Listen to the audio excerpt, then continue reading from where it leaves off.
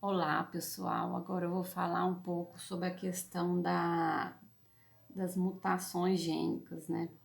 E os tipos de doença que ela causa. As mutações gênicas, é, podem ser de três tipos: as monogenéticas ou mendelianas, as poligênicas ou, como é que chama? Multifatorial. E também eu vi uma moça, uma professora também, num vídeo, falando que ela pode ser sinônimo também de ser quantitativa. Aí também tem a outra, que é a cromossômica. São três tipos de mutações que podem ocorrer. Essas duas primeiras são as monogênicas ou mendelianas, que são sinônimas, e a multifatorial ou poligênicas ou quantitativas, que esse é outro tipo, é, elas são autossômicas. Autossômicas. O que significa isso? São ligados à questão não sexual. Seria, porque a gente tem 23 cromossomos.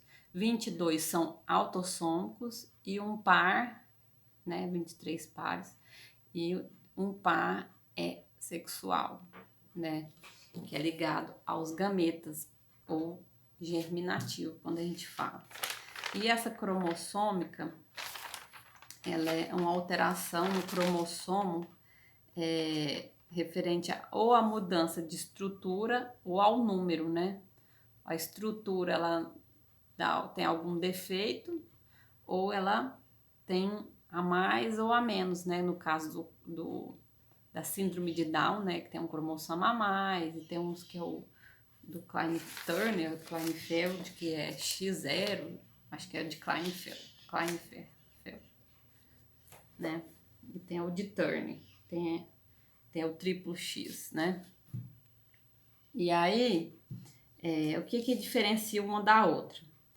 Ó, a monogênica, a gente tem que associar para a gente não ficar decorando e esquecendo na hora da prova. Monogênica, a gente lembra de né? Um gene. Seria um par de alelos. Quando a gente fala de gene, a gente tem que pensar em alelo, que fica no locus naquele cromossomo. Então, ele tem uma característica específica. Então, ele vai ter uma alteração, né, que vai causar alguma doença, numa modificação de um gene, né? Aí, e o multifatorial ou poligênico é mais de um gene ou mais de um par de alelos, né? Então, só que a gente tem que lembrar que nessa de poligênica ou multifatorial, ela tem uma interferência do meio. Então, ela não se manifesta só herdando aquele gene. O ambiente vai interferir tanto beneficamente ou trazendo risco, um risco maior daquele gene se expressar, sabe? Então, o poligênico, por exemplo, o câncer, eu estou fazendo seminários da parte da câncer de mama, a gente tem de 10 a 20% de fator genético que pode vir trazer a doença do câncer de mama, que tem aquele gene BRCA1 e 2, né? Mas só que só essa característica lá no DNA, ela não é garantido que ela vai se expressar. Então, tem fatores de risco e fatores de proteção.